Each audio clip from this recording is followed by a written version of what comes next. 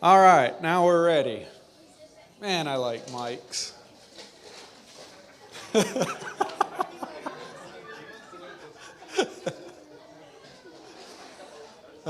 It's good to have Phil and Joyce and their family here, all the way from Bolivia. We're looking forward to a good evening together with them and with each other. The plan for tonight is to eat food, hang out, visit. And if you have a chance to visit with Phil and Joyce, take it. And then sometime after we're all done with food and we're feeling fat and happy and lazy, Phil and Joyce and Glenn and I are going to have a seat at the table up there. And Glenn and I get to ask them any questions we want, right?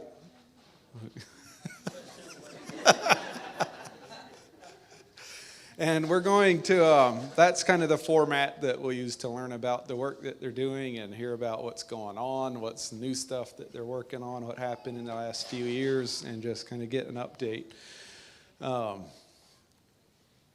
And just for Phil and Joyce's reference, if you are on the caring team at Westwood, stand up or raise your hand or holler or do something. There, 3 of them. Is that it? Yeah, so those are the people that decided to keep sending you guys money from Westwood every month. And there's a lot more Westwood people here, and there's also a lot of people here just from church that are interested in what you guys are doing. And there's a few young folks that showed up without their parents because they're interested in what you're doing. So I'm excited to see what God has for us tonight. I was in Sam's Club buying the chicken last night, and I was walking past the meat freezer. I was really hungry. Bad idea. But I saw these big pieces of lamb legs, leg of lamb, and I was like, oh, that looks good. So I bought 2. And like usual, the last minute, not thought through addition is what makes all the stress. So that stuff is still out on the smoker cooking. It's not done. It may or may not be done before we leave tonight. Whenever it does get done, we'll pull it off and eat it. So if you want to save room for it, you may, but it'll probably be late enough that the main meal will settle and you'll have room. But it is 2 of them, so there's plenty for everyone. I think that's it for announcements. I'm not sure what to expect with the food. We didn't put a lot of work and forethought into the food. So I made chicken, and random people brought random food. So we'll eat what's here. And then after that's all cleaned up, we'll eat the lamb. And Kendall is going to say the prayer for us. And then you guys can help yourselves to the food. All right, let's all stand. Let's pray. Father God, we come before you tonight. Thank you for this group of people. Thank you that we can gather together in fellowship and eat, be together, and listen to some things of what you're doing, the work that you're doing through different ones of us in different parts of the world. God, we just ask that you would be here with us, bless us, guide us. Thank you for this food. We love you. Go with us. In Jesus' name, amen.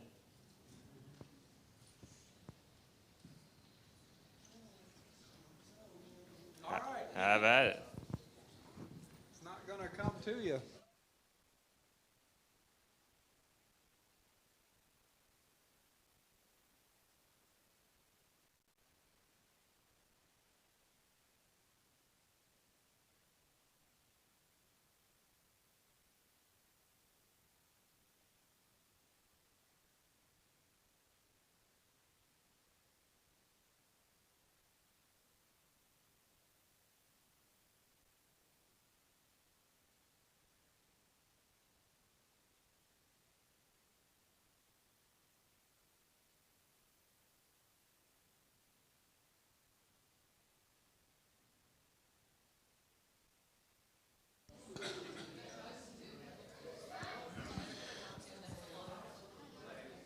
All right, we should probably get started so that it doesn't get to 10 o'clock and we're still here.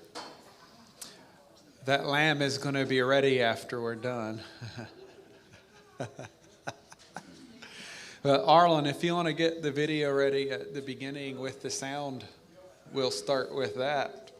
And Glenn, do you need coffee? No, sir. You're good? Yes. You need some guinea?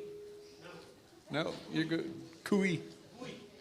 All right, come on. Go for it, Arlen.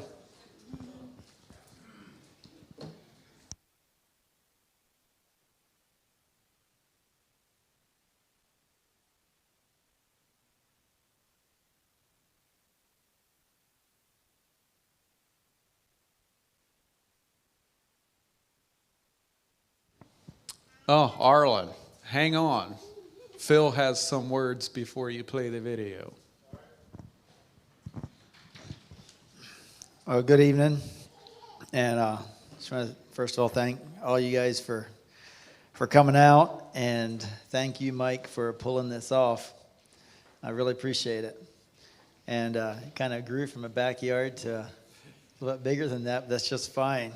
And it's a great chance to learn to know more people. And yeah, hope you guys enjoy the evening. And our goal is simply to connect. Well, I'll go back a little bit. Our Westwood care team has been sponsoring the orphanage, which is one of the things we do down there, and for several years now. And so our goal is to come and connect with you guys, and just anyway. So we're happy to be here, and just hope all you guys enjoy it.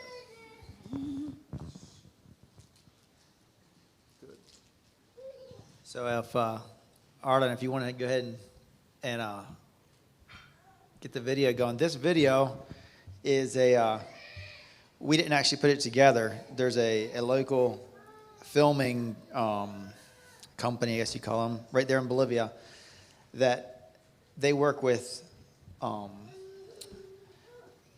some of the other projects we're involved in town, and they, as a gift to the orphanage, they asked if we allow them to come out and do some filming for us. And we had this event, this trip coming up, and we were so busy. We were trying to figure out, and we're going to take time to put our material together. And so they came out literally 2 weeks ago and did this filming, and said we will have it done and send it to you by Thursday. So just a few days ago, they sent it to me. I wasn't sure what they were going to come up with, but this is basically their perspective of what's going on there at the orphanage. So it was really cool for me to see what somebody else sees there. And anyway, yeah, let's go ahead and fire it up. So this is fresh off the press, most recent news. This is real life, I guess.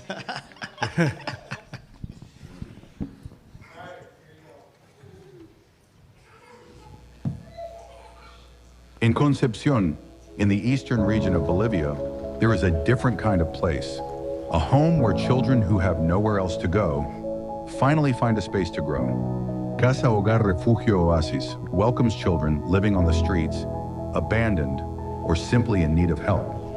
Here they receive what they should have never lost: love, companionship, guidance, and hope.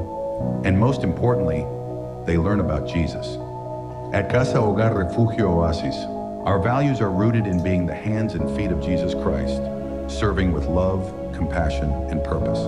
Today, 17 children smile, study, learn to work, play, and dream. From the moment they arrive, they receive a comprehensive education. One of the pillars is learning the English language, which becomes a powerful tool for their future. Thanks to their effort, several of them have become English teachers. Today, they teach outside the home with pride and gratitude. But learning doesn't only happen in the classroom. At Refugio Oasis, they also learn to work the land. The children plant, water, harvest, and prepare their own food. They learn about the cycle of life and the importance of working together. They are also trained in animal care. They participate in livestock activities, learn about milking and responsible animal handling, and how to process dairy products for their own consumption. This process wouldn't be possible without the support of generous institutions like Asocibu, which has extended a helping hand to Refugio Oasis by providing the necessary technical support to continue growing. Thanks to their generosity, the home is recognized as an active breeder member of the Cindy cattle breed, without registration or monthly fees. Meanwhile, sponsors from around the world, mostly from USA, are committed to sending monthly financial support for the day-to-day needs of Refugio Oasis. When the children turn 16, a new chapter begins: social reintegration. They are prepared to engage with society with responsibility and independence. Many continue their studies in university. Refugio Oasis doesn't just provide shelter, it educates, shapes, and transforms. It's a place where every child learns to feel worthy again. Thanks to the patronage of our friends from United States, we are able to realize many social projects in Oasis Hogar. Because here, in the heart of the Chiquitania, the future is sown with love. Casa Hogar Refugio Oasis, where children learn to dream again.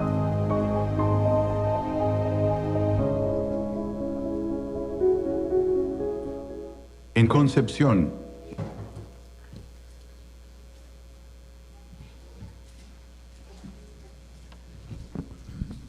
It's a very well done video. That's what I thought. I told them, I was like, you guys did a great job.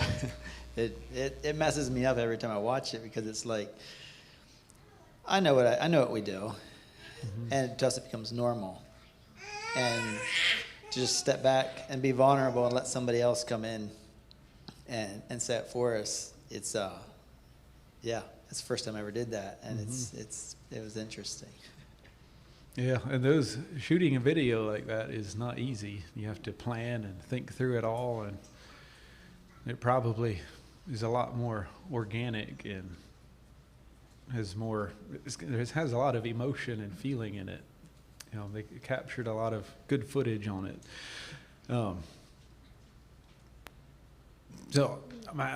You guys are here, the children and the children's home and the staff, they're way down there.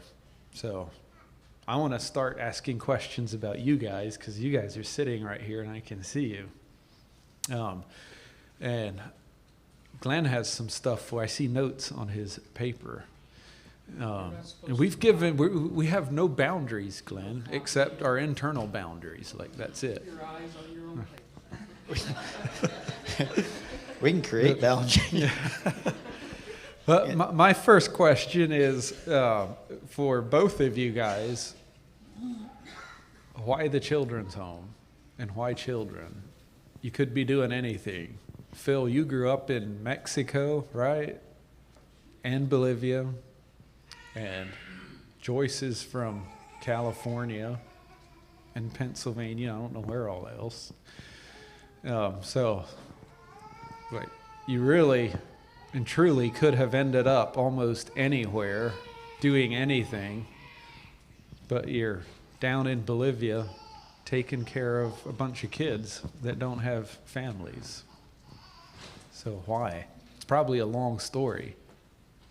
Could be. So you can decide how much you want to say. But.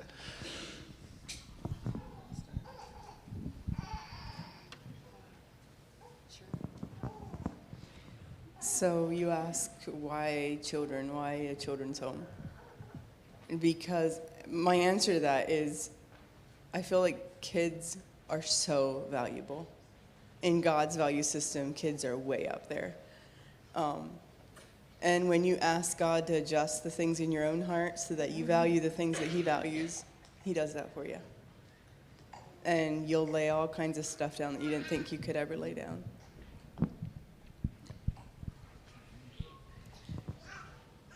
Yeah, that says it pretty good. Neither of us ever dreamed of running an orphanage. We were not those kids that dreamed of someday, getting big and running an orphanage. I'd moved to Bolivia in 2003 with my dad, and he didn't move there to start orphanages. He moved there to evangelize. But one of the first things that our county did was they came when they found out that he's in the area and he's interested in helping people. One of the first things they did was they came to him with this request. They said, "Would you start an orphanage?" So my dad, Ed Yoder, I don't know how many of you guys would know him, but he founded the orphanage back in 2006, and we've always, from the get-go, we've been a part of it. At times more intensely, at times not so much. But then in 2017, he came to a place where he was ready to hand the responsibility on to somebody else. And that's where he threw it at us and asked us if we would be interested in taking it on. Anyway, that's a long story, but to put it in short, we went back. We had come back to California at the time, and we went back not necessarily to pursue our dream, but for those kids.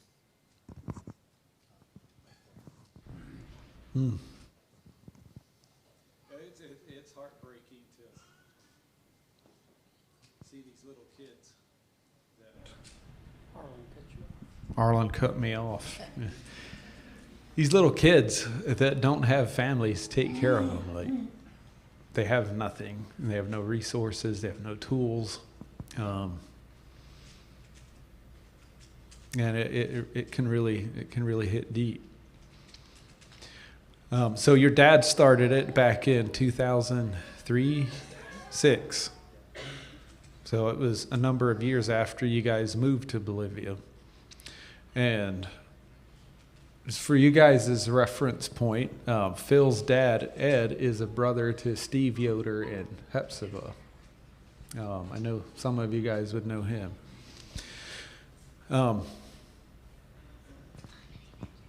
So when you went back down in 2017 to take over, you guys were married and had kids. What was the stage of life you were in at that time? Yeah, we got married in 2007, just shortly after the place had opened. And so in 2017 when we moved back, all of our kids, we have 5 children. Our oldest daughter is 17 and our youngest is 9. And so all of our children had already been born, and so we moved back there, and that's where we were at that time. So were your kids excited about the move? The older ones were. The older ones they'd all been born there, and they always begged to go back. Sure enough. Anyway, so that was helpful. They were excited about going back. Yeah. So so it's been there for almost 20 years. Yeah. Does it look like your dad imagined? Was this his vision, his dream, where it is now and what it's doing, or does it look very different from what he started out, what his goal was when he started out? That's an interesting question. My dad, he's an evangelist. That's what he loves. That's where he's happy, when he's just preaching the gospel. And when he founded the place, it wasn't so much that he had a big dream for this orphanage as much as it was a step of faith that he took.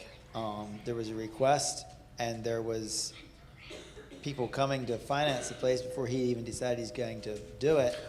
So he stepped out in faith. He's a trailblazer. He's a visionary. He stepped out in faith and started building and started, and founded the place.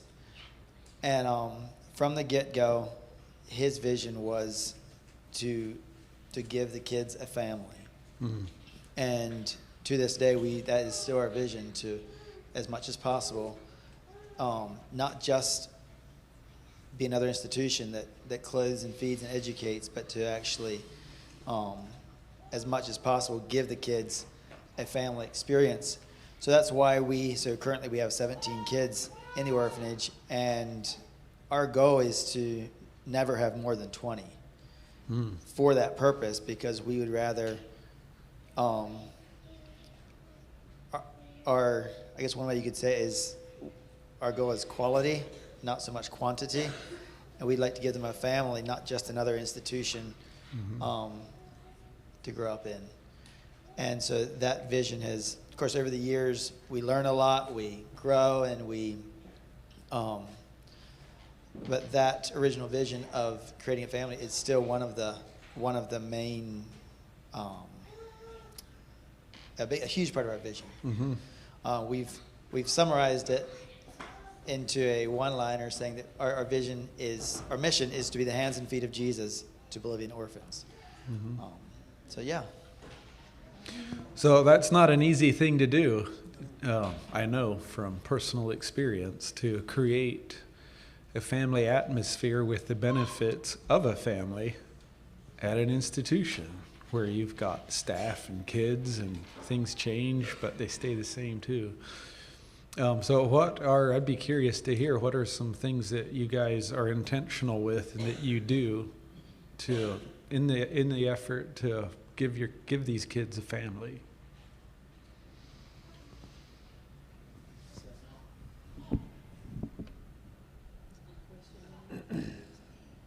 I'm trying to think how to actually lay that out. Well, like I said, the one thing we do is we say no a lot. We could have 100 kids there. That's a common word at our house. We could have 100 kids there if we would allow the government to fill the place up. We could have 100 kids there, and we could it all be about having a system and having it all being about a big machine that just does this. And so we intentionally say no. We try to. Go ahead. One of the things that we do is it's a mixed home, so we have boys and girls in the same compound, and that makes for some extreme extra challenges. It also it makes it that we can't just accept any child with any kind of struggles or background because of the mixed home.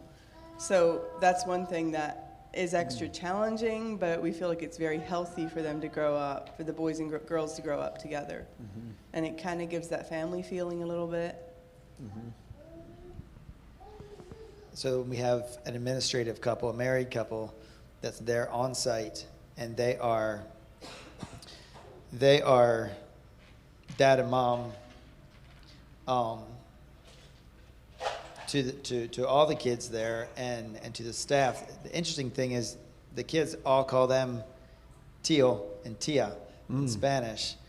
But when they refer to Joyce and I, we didn't intentionally make it happen this way, but they refer to us as Papi Felipe and Mommy Joyce. And I think that has to do with the fact that we've been there.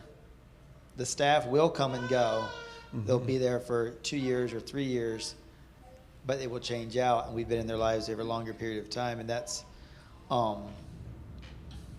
anyway, it's just different stuff that has kind of, I guess, organically happened. And we try to limit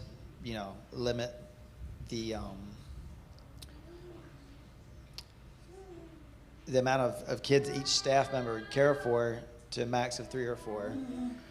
And then they take turns praying, at mealtime, and the administrator there, he I guess you say shepherds them as if they were his kids. So anyway, it's just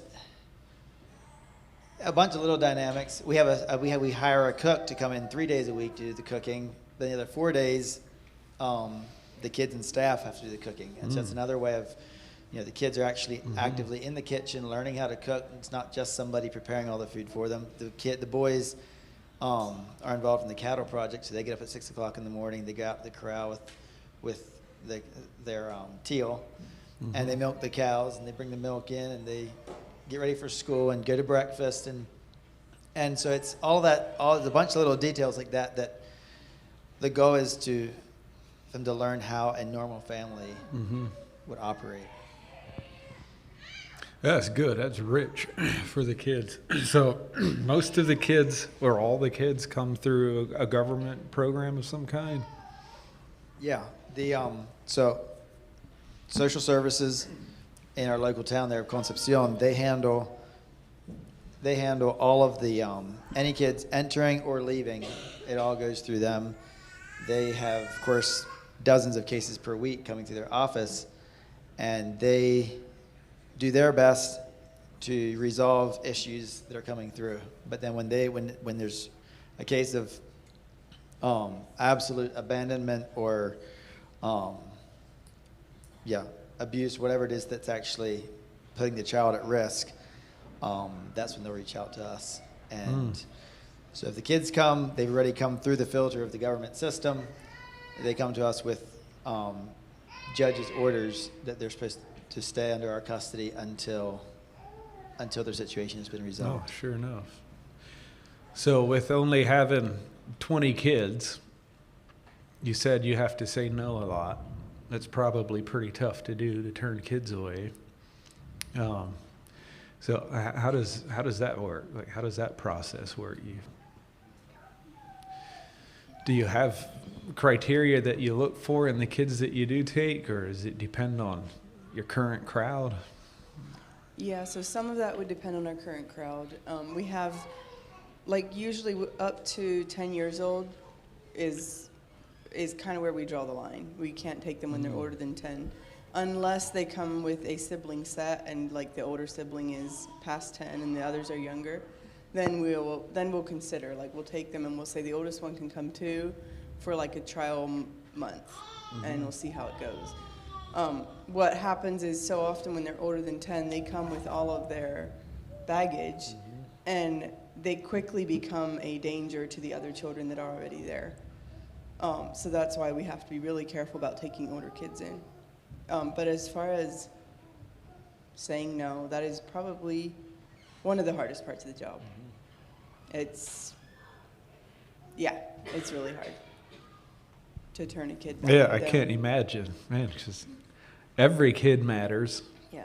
Every kid needs a chance. Every kid needs love. We've violated our own boundaries several times, just because we didn't have the heart to say no. And there's been a few times it works out, but especially if there's been extreme sexual abuse or drug abuse. It's not that we don't want to help them. We just don't have the facility that they need. And we are focused on providing a family atmosphere. We can't bring a drug addict or a extreme sexual abuse victim in there because we're just not set up for it. We don't have the personnel or the facility set up to handle the needs that those kids come with. Yeah, that makes sense. Wow. So we were talking over lunch earlier, and you were telling my wife and I the story a little bit of how you've ended up with the staff that you have now. So what has it always been this way? If I understand right, you have mostly Bolivian staff there. I don't know if it's always been that way or not, but could you talk a little bit about that, how that happened and why? Yeah. So for years, when the place first started, it opened in 2006. It was fully American staffed, American financed, and it ran mostly that way, with a few exceptions, but mostly that way for. Well, when we took over in 2017, that was the current situation. And there were several things that were standing out to us that really needed to change. And one was, in spite of all the good things in our American culture, there was a lot of, when the kids turned 18 and they needed to adapt into their own Bolivian society, they were just lost. We thought we were doing an excellent job at making sure we cooked native foods alongside all our American pastries and everything, and we thought we were doing a good job at trying to teach them about their culture, but their culture isn't our culture. And for as hard as we were trying, we were turning kids back into society that were literally lost. And they just totally, it was just like, wow, so what are we going to do about this? And one of the things that God laid very clearly on our hearts is just to change our shift, and to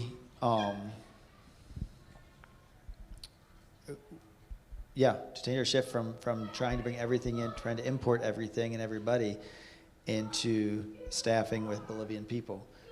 And so we started out on that, and like we told you guys earlier, first time around was an ugly, hard-learned school of hard knocks, and we came to a place that we were, we had to fire our administrators, and we had to move in there as a family, and basically came to a point of burnout where we're like, okay, we are shutting this place down. Obviously, we just don't have the resources it takes to run the place. So that's when we'd come back here to visit. 2 years ago it was.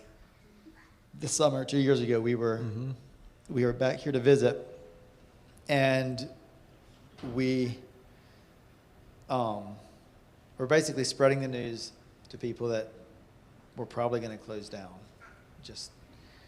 And we got back home from that trip, and the staff we had, they were all short-term staff, and they were quite a few of them were Bolivian staff, right? We had found a few really solid people in the meantime, but none of them would commit to long-term. Anyway, we get back from that trip and expecting to have to do the horrible job at shutting down an orphanage, and they came to us. They said, we'll stay if you don't shut the place down. And I was like, well, we won't shut the place down if you'll stay.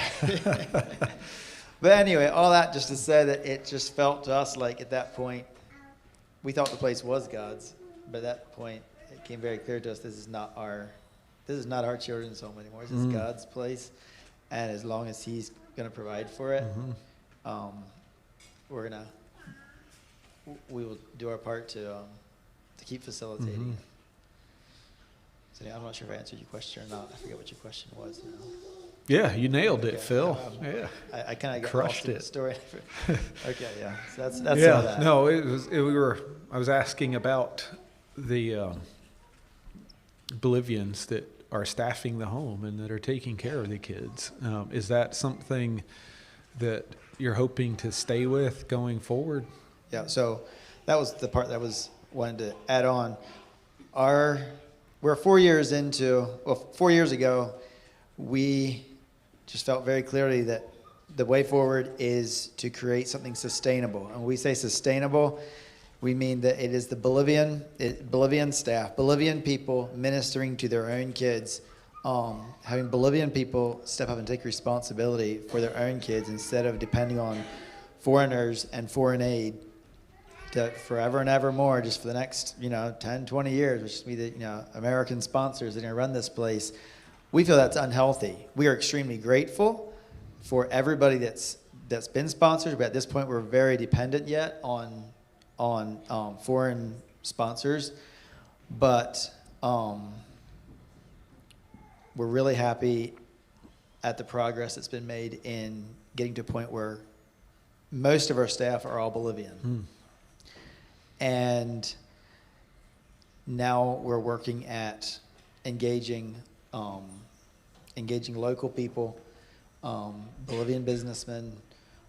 There's a huge ranching community that we live in, And so engaging them in basically trying to make them aware and provoke them to take responsibility for their own kids, their own abandoned children.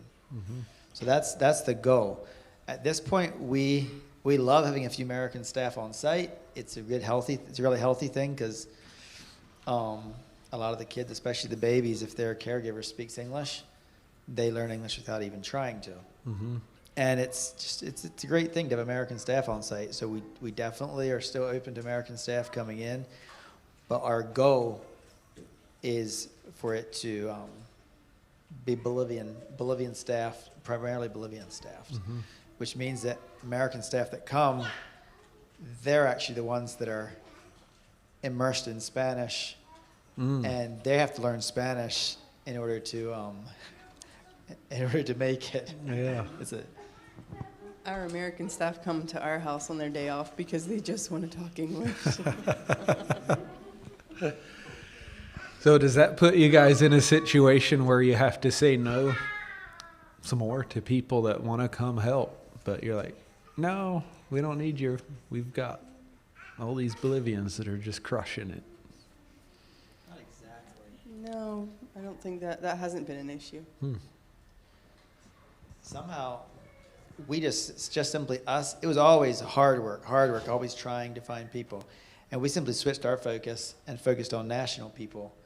And they've started trickling in, started showing up. But you always have, a random person here from the U.S. that's like, a young person that wants to go put in a year or two of volunteer service. And so far, it's kind of, we always, we have one right there right now. And her term will be up end of this year, end of next, no. Something like that. Anyway, and it's just they've trickled in just often enough that we haven't had an overflow. We haven't had to say no to very many people. No. It's funny how it just works when you let God have the driver's seat, doesn't it? Yeah, it's been quite an adventure. I remember 6 years ago, just sorting through everything, and I finally told God, I said, I want to see something organic. And I'm willing to trust you with the process. And That's some bold words. I was going to say, I had no idea what that actually meant, but I knew that's what I wanted, and that's what we're committed to.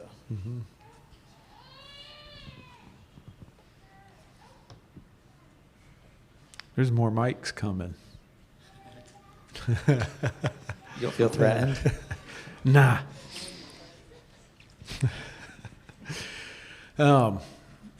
Switching gears a little bit, Glenn, do you have anything to throw in here yet? You stole all my thunder. There's lightning left. There's lightning.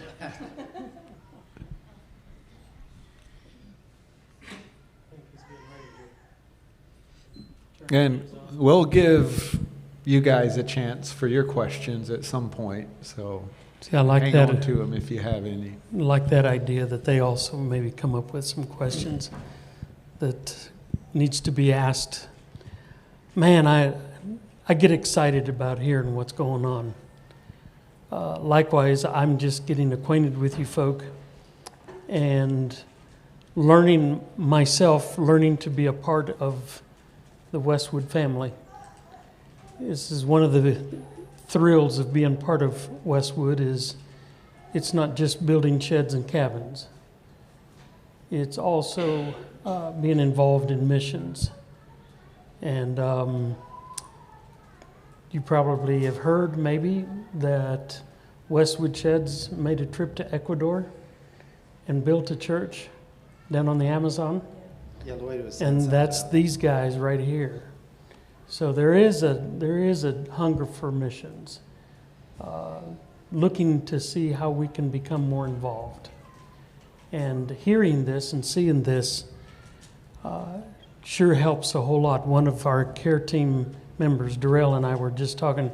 You know, it just makes it a whole lot easier to know how to support, how to pray when we get to meet you and literally see you face to face. I guess one of the questions that I'd like is to become, again, switch back. We've heard quite a bit of how you're wrestling with the actual work with kids. I'd like to just ask Joyce, Joyce, what's it like to be a mom, a wife, and a worker there at the orphanage? How do you balance your own family, of which you are responsible for, first and foremost, and then these kids? And so how do you do that? How does that play out? Well, I figured this question was coming at some point. It's challenging. Is this turned on? Just a minute. The red one there, Arlen. She's red. Can you hear me? Just grab that one while he's getting it fixed. So yeah, I figured this question was going to be coming. It's extremely challenging. That was good. Thank you. It works better if it's turned on, right? Right. We don't know how it happens in Bolivia, but this is what. We don't have these in Bolivia. And I definitely don't need one to be a mom. I mean, sometimes I wish I had one. Yes, ma'am. Well, that's a question I ask myself a lot, is how am I supposed to do this? How am I supposed to pull this off? How can I cover all the bases that need to be covered? One thing that I always fall back on is these kids don't need a perfect mom. My kids don't need a perfect mom. They need a big God. And so at the end of the day, when I feel like I haven't reached around, there's plenty of times I just lay down in bed and just look at God and say, okay, I did my part. Now you're going to have to cover the bases that I didn't reach around to, because there's no way that I can be everything that fill in all the needs that I see that need to be filled in. For a while, it was a little bit hard on me to hear the kids start calling me mommy at the children's home. I fought it for a while. I was like, no, I can't take that. I can't be a mom to you because I can't reach around to that many children. And I came to a point where I had to be okay with it. I had to choose to be okay with it, because it's an honor if they want to call me mom. And if that's what they feel, every kid has a desire to call somebody mom, and they're allowed to call me mom. So yeah, it's been a challenge though to balance it all out. In the last year, I've pulled back a lot from day-to-day involvement at the children's home, because I just felt like I needed more focus on our own 5 kids, my own house, just focusing more on that for a time. So yeah, I feel like it comes in stages, kind of seasons, where I'll feel like I have more to give at the children's home, or I need to pull back and spend more time with our family. Yeah. One thing that we do on a couple level to stay connected is every Saturday night we go on a date. Or that's our goal, is every Saturday night. But we figure if we do it have a goal of every week, then if we skip a week here and there, then it's not such a big deal. So that's been huge in keeping our connection. Because I was going to ask the same question then of Phil. I said, a dad, a husband, a worker at the orphanage, how do you balance all of this? How do you make it happen? Is it tough? Is it easy? I don't. That's just being bluntly honest. Balance. I don't. But we try to take a day at a time and try to pay attention to the needs that are in front of us each day. And some days it's my own kids saying, "Dad, you just don't have time for us." And it's my opportunity to realize, oh, I need to adjust, or I need to figure something else out. And other days it's just very clear that, you know, there's so many so many things calling for attention. Balance, I have no idea what that looks like, but it's one of the things that we have as a goal is to, well, we continually pray that God would raise up people that we can trust to distribute what do you call that? Yeah, distribute responsibilities to, so that we can be more balanced, I guess you'd call it. We can, you know, not be quite so spread thin. But yeah. There's just so many times that those of us from the U.S. look at missionaries, because I grew up. So I asked this question because as a kid I saw the challenges. I experienced, and there are those moments that I was also saying as a child, "Dad, well, you know, you're doing a lot for the work, but what about us?" And so to us, we look at it and we say, "Wow, what a perfect family. You guys have got it together." And not only your own family, but now you're helping in a orphanage. Yeah, they're like, "You must be good people." Yes. Maybe you should stop by the house. But in reality, and that's where I would like, you know, would you be so vulnerable? So another question that I would like to ask is, would you care to share with us probably the most difficult experience you've had in all that you have had with the orphanage? What has been that one time that you really went through a dark, dark valley? What was that valley? What's the reality of life? If life isn't perfect like we see that it is, would you care to share with us what that one time that you went through? Maybe it was your own family, maybe it was you personally, maybe it was something related to the orphanage. Just Which valley should we talk about? because I'm going to let you on an out, okay? What is the most memorable experience that you've had? Because some of those kind of things are deep and they maybe still hurt, but it's the reality. Right. And so then how can we as individuals here pray for you and sustain you? So back when we had to fire our administrator couple that was there, we found out things weren't going okay, and we had to fire them and move our family into the children's home in a 12-hour period.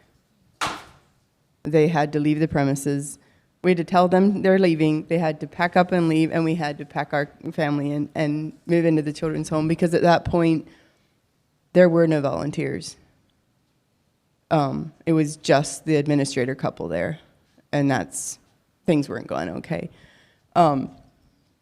So I would say that we were there for 1 year, and we brought volunteers in, and you know, it got better because we were able to bring some help in then.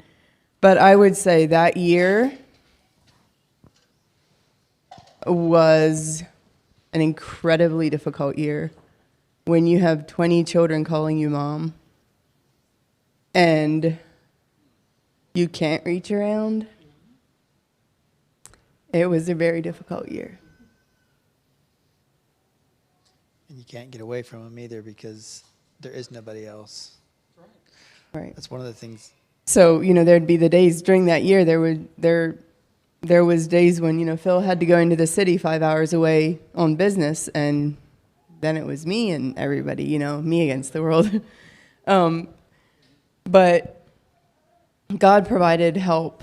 It was actually 3 days after we moved in like that. We had an American girl that was scheduled to come down and just help out wherever. And she was going to come for just short term and just help out wherever.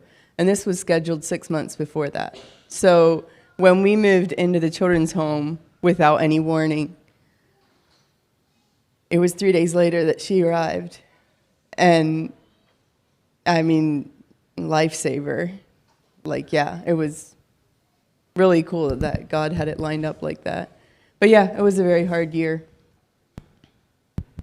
Just to watch our own kids processing, sharing mom and dad with so many other people, and, watch your own kids dealing with the loss of family time, and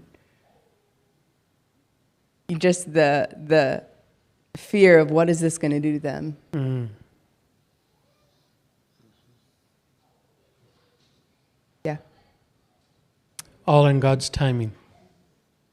There's just something beautiful about God's timing. What seems to be chaotic and everything is out of control, God steps in because it's His work. Amen. I'm trying to think of a question I'd like to ask Jacinto, but nothing comes other than just to ask him, and maybe he could come up and take a mic and just come up and just tell us a little bit of what it is to be a MK, missionary kid.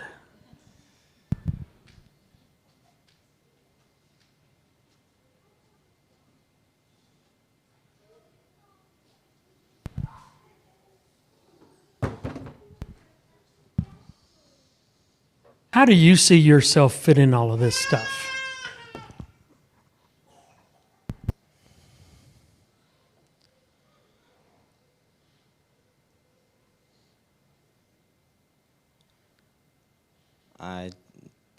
I don't always know. Do you feel like you're a part? Yes, yeah. So I guess I'm curious as to where do you fit in? What is it you do at the orphanage? I share my parents. Okay. All right. I didn't know if you had some type of responsibility that you helped out, or you're totally disconnected and you're into something else that has nothing to do with that. How do you spend your time in Bolivia? So here about, was it 3 or 4 years ago, me and my dad started focusing in on cattle and growing the ranch there. And so I would fit in more in all of the ranch work that goes on, both for our family and some of what the children's home has going on there, as far as the agricultural side. And so your responsibility is? Administrating the ranch, kind of. That's kind of what, I didn't know if you were the muscles or if you were the brains or where you, maybe a little of both as far as the ranch is concerned. Jackpot, he's both. Yeah. He's a jack of all trades. Yeah. No, I just wanted to give you an opportunity. Here again, 17 years old, I think is what you said. Yeah. That you are. Again, as a child, I remember some of the things that I was able to be a part of with my dad. And I just thought it was cool. to work alongside him and to help. And so I just wondered where you fit in on that. But the ranch, that is all right. Is he a pretty good guy? Does he know how to? I'm sorry to put you on the spot. Yeah. Well, ever since Jacinto was 9 years old, he has been begging to run a cattle ranch with me, which that's what my dad did originally when he moved to Bolivia. He, besides his mission work he was doing, he bought a big ranch, and we cleared a bunch of land and fenced and planted grass and got cows going on it. Anyway, so ever since Jacinto was 9 years old, he was like, Dad, when are we going to start our ranch? And so when we moved back in 2017, we went back as fully supported financially so that we could give all of our time to ministry. But a few years into it, I realized that it's either now or never. And so we went ahead and bought cows, and we're working at buying a bunch more land from my dad and putting it in, fencing it and putting it in grass and trying to get to a point where we can actually our basic family needs, where we can provide for ourselves on our basic family needs at least. Anyway, so Jacinto's been the main gears and out there making it happen. Of course, I'm shooting him in the right direction or trying to shoot him in the right direction, and he loves business, he loves numbers, and he keeps trying to convince me to buy the neighbor's ranch for $2 million. And I told him, yeah, it's going to take another miracle, for that to happen. But I'm not against it. But you have to wait and see. So anyway, he definitely has the business brains. Fantastic. Oh, we can just go on and on. Mike? And am I remembering right? You have some of your own cattle, but the orphanage has some cattle as well.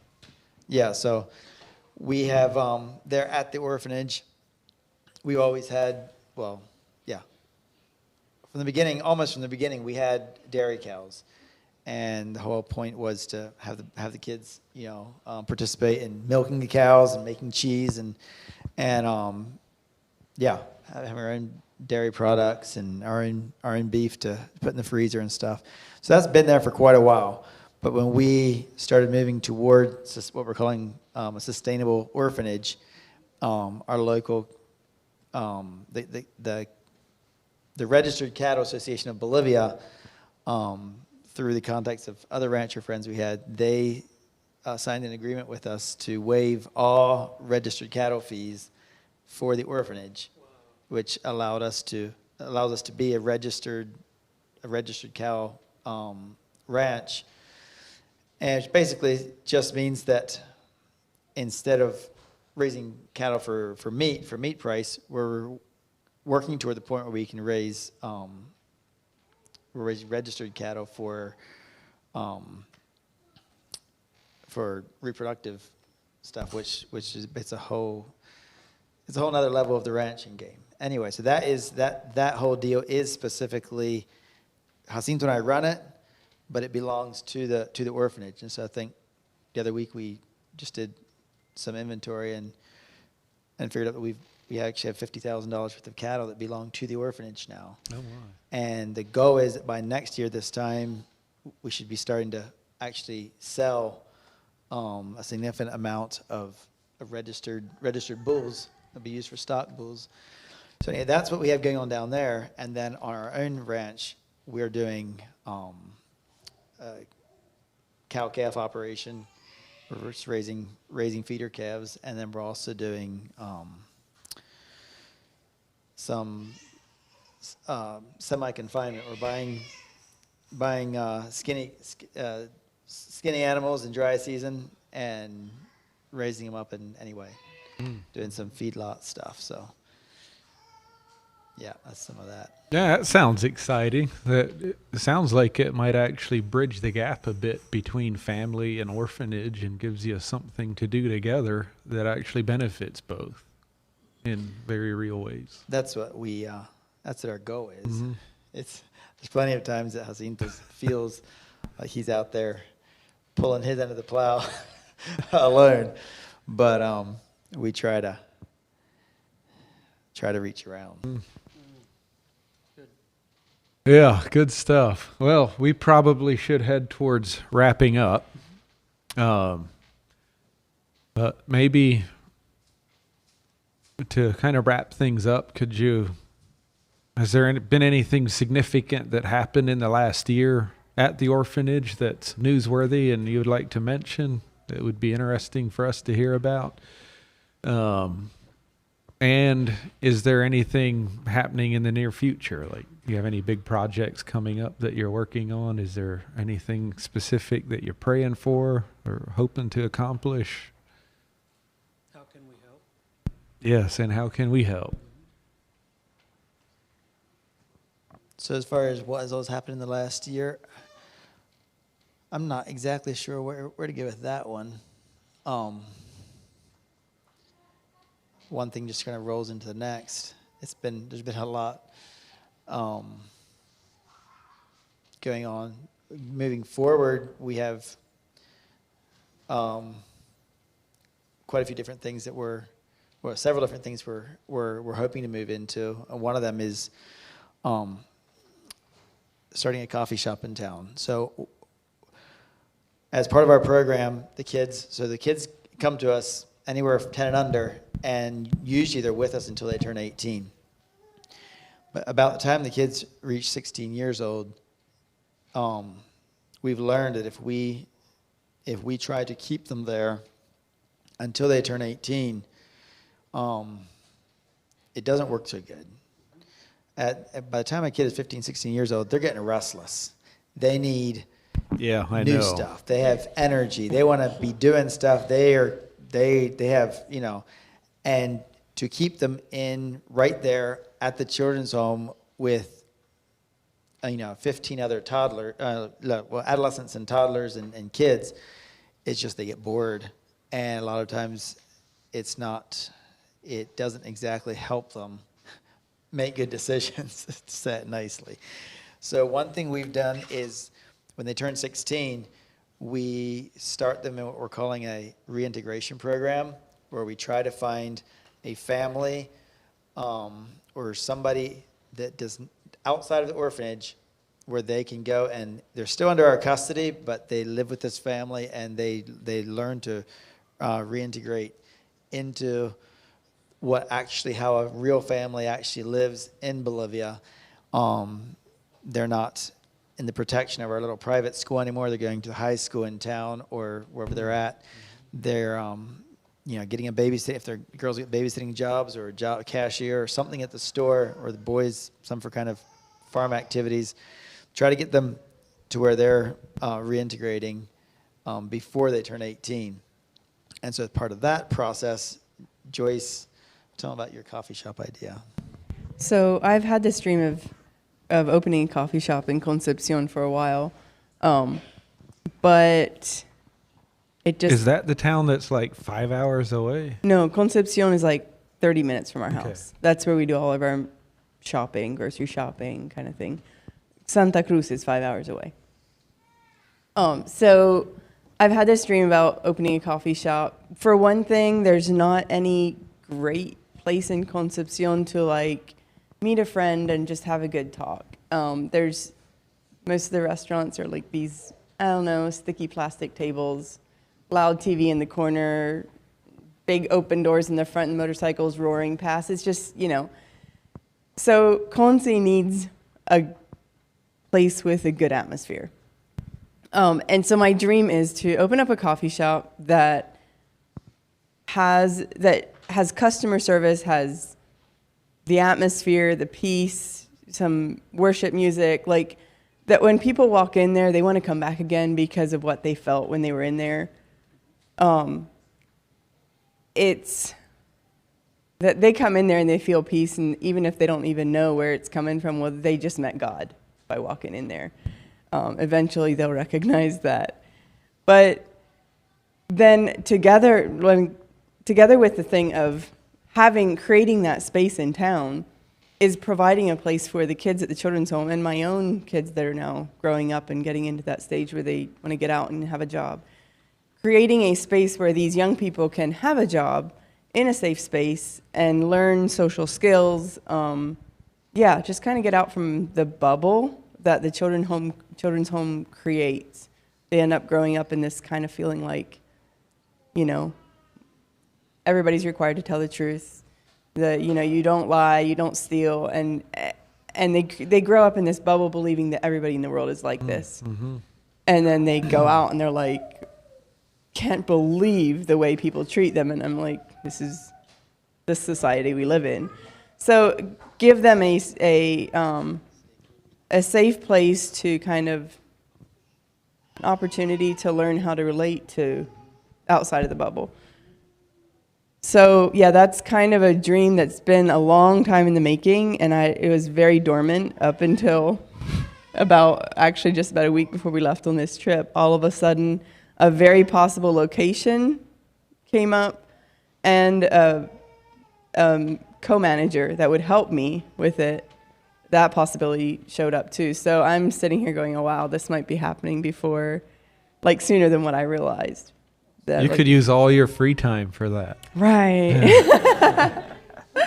Right. That was the thing. Up until now, I was like, there's no way I'm going to do this. I don't have time.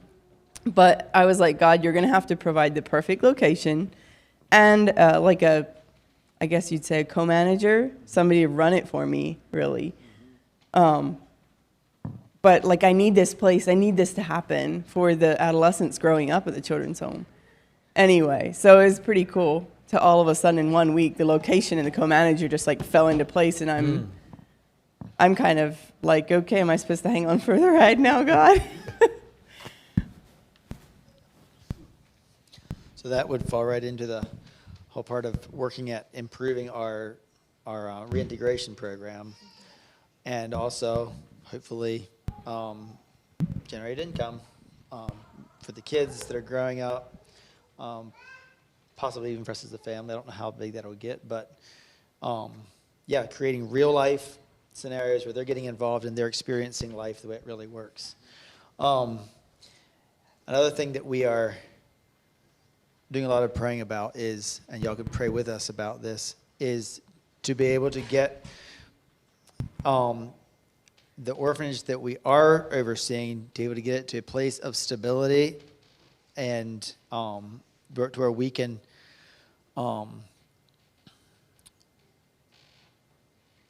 till we could move on and start focusing on adoption. We see there's this huge need in the country for somebody to facilitate adoption. The adoption laws are all there, but there's so much corruption, there's so much injustice and just legal red tape that isn't really necessary if you actually have, with the laws that are in place. There's actually quite a bit of opportunity for adoption. But there's this huge need for both raising awareness of adoption among the churches in the country and also creating a network of professionals that will blaze a path for people who want to adopt, facilitate a path to adoption for people who want to adopt. The Bolivian church in general is a first generation. It's second generation Christians are just showing up, but it's pretty rough yet. A lot of the ideas, the concepts people have, it's pretty incredible. So one of the things we'd love to do is get out and raise awareness, speak on adoption in churches, and as people show up saying, hey, we want to adopt, have a network of professionals that basically we can facilitate the adoption. We don't do the adoptions. We don't have money involved in it as far as charging people, but each one of these professionals, if we can have a network that creates a path for people both legally and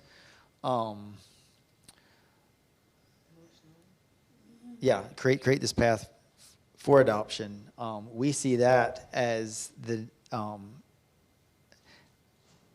what do you call it, going to the next level. Instead of simply starting more orphanages around the country, I really don't want to start more orphanages, because we can never, on our best day, we cannot give that kid what a good, solid family can give them. So that is something that we would be thrilled to have a bunch of people praying with us about. And a lot of that comes down to God's timing and making connections with people within the country, that lawyers, social workers, psychologists, people that have the degree that's required, that have a passion for adoption and would be willing to work as a team on this stuff. As far as current needs, one of the big things we need right now is a guy volunteer. We actually have no guys volunteering right now. We had a Bolivian guy that was there, and he thought he was there for a year, and it didn't work out. So right now, our boys' house is really suffering.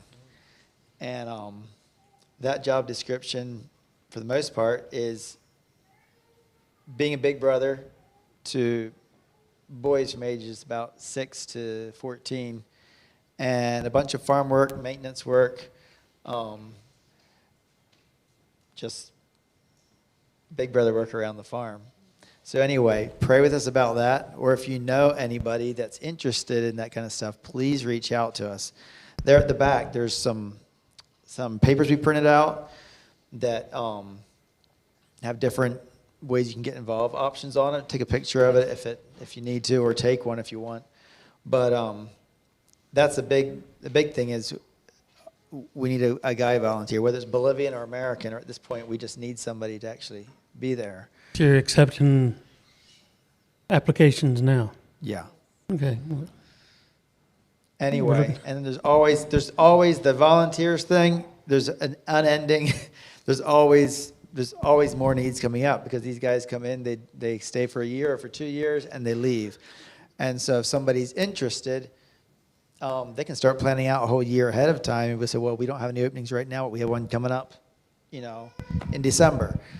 Anyway, so if you have any interest at all in that sort of thing, please reach out to us. We have all the information back there on those sheets at the back.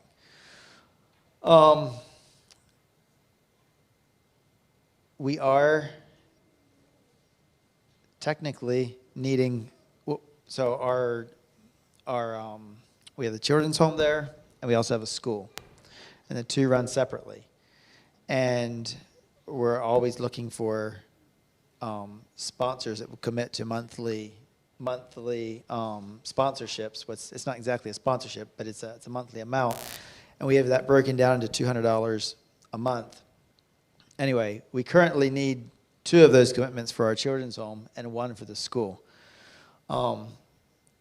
It's a thing where God has always provided, and we're fine with miracles, but we do have a set budget that we try to find commitments to fill that. And so yeah, right now we're actually needing 1 for our school and 2 for the children's home. So those are current needs. And another one is that we're looking at sending our oldest daughter to YWAM in Australia.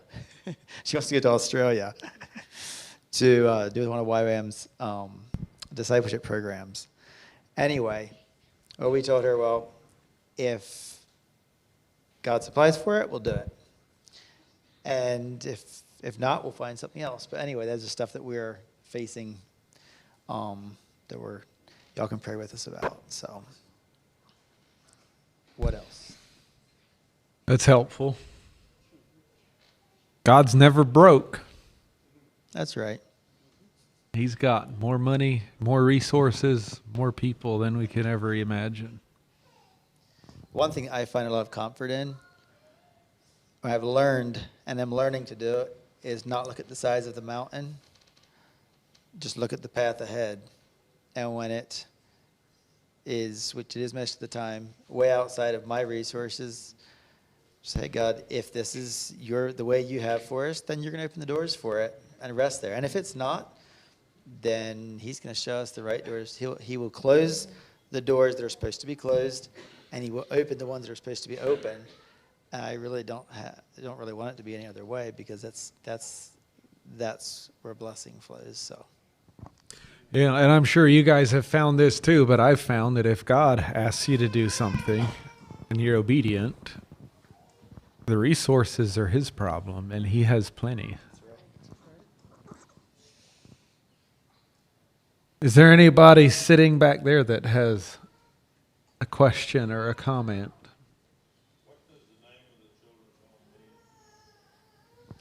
Did you Google it, Keith? So, Hogar el Refugio. Hogar is the word for home. So in English, we'd call it the refuge home. But in Spanish, they flip the adjectives or the whatever they're all around anyway. It's the refuge home. Spanish is backwards. That's how Hogar you say el- it. English is back. At least Spanish is at least Spanish is descriptive. So Oasis is the name of the ranch that the place sits on, and so it's the refuge home.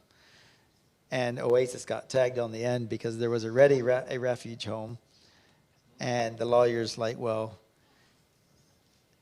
called it Hogar el Refugio. It sounds better in Spanish than in English. In English, it don't sound very good, but anyway. That's why you use hero. Anyway, so that's what HERO stands for, HERO. If you guys use Facebook, you can look us up on Facebook, Hogar el Refugio Oasis.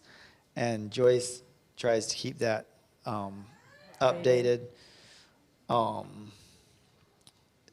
We also, some people don't like Facebook, but they have WhatsApp. Bolivia runs off of WhatsApp. The whole country runs on WhatsApp. Crazy. We don't even call each other on the regular line anymore. Anyway, but we have a WhatsApp group for people who don't use Facebook.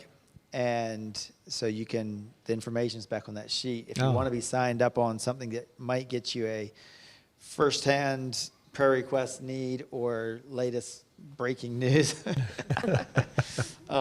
you can shoot me a message and we'll try to get you signed up. Good. Anyone else back there?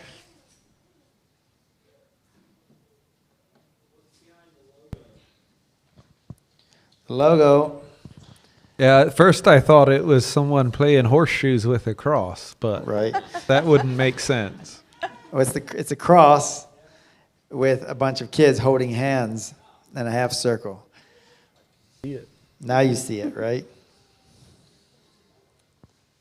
That's it.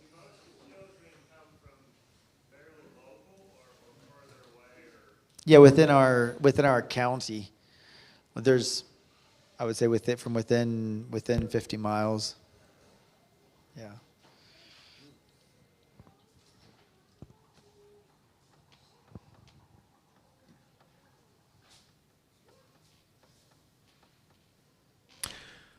All right.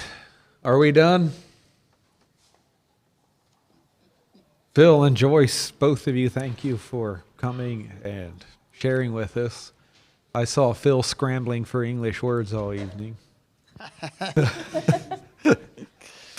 Yeah, we're thankful for the opportunity to for you guys opening up your doors and allowing us to share with you. Yeah, I'm glad I didn't miss it this time. Is there anything else you would want to say that you didn't say already?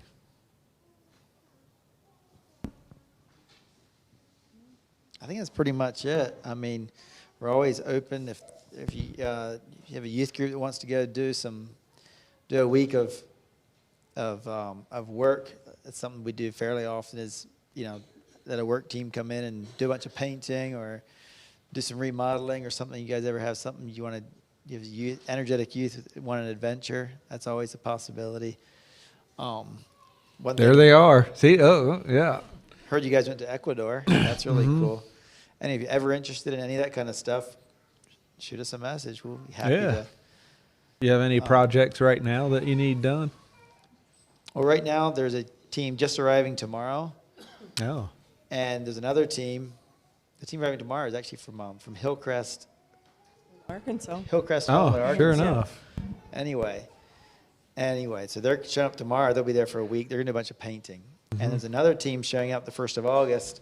They're going to help us with some roofing projects. Anyway, right now, beyond that, I'm not sure. But Good. usually if people are wanting something to do, we can find something to do. And if all else fails, we just take them out in the bush and let them hand out Bibles to. I was going to say, if all else fails, they can clean the house. Oh, yeah, good stuff. Do you have anything else, Glenn? Are you done?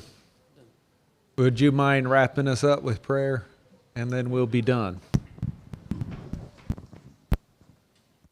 Let us pray. God, our Heavenly Father, we just thank you so much for this opportunity that we've had here this evening to get better acquainted with this family that has given of their lives to be used by you to share the gospel, but also to be Jesus' feet and hand to be able to reach out to needy individuals that don't have the opportunities that we are so blessed with here at home. We pray, Lord, your blessing upon them, that each one would sense your presence and that would sense, Lord, your anointing, that you would be the one to empower them, and that, yes, you would open the doors and close the doors accordingly and make it clear as to the future of this effort. What I've heard here personally, Lord, and what Joyce has said about putting the children as ultimate, they are precious in your sight, and they are important. And we ask that, God, you would help us to likewise give that importance to the younger generation that is coming up. We thank you, Lord, for everyone that has made the effort to be here this evening. We pray that you would bless each one, and may you direct our paths to know how we can better participate, how we can support. And Lord, put a burden on each one of us that we would continually remember them in prayer. These things we humbly ask, and we thank you all in Jesus' name. Amen.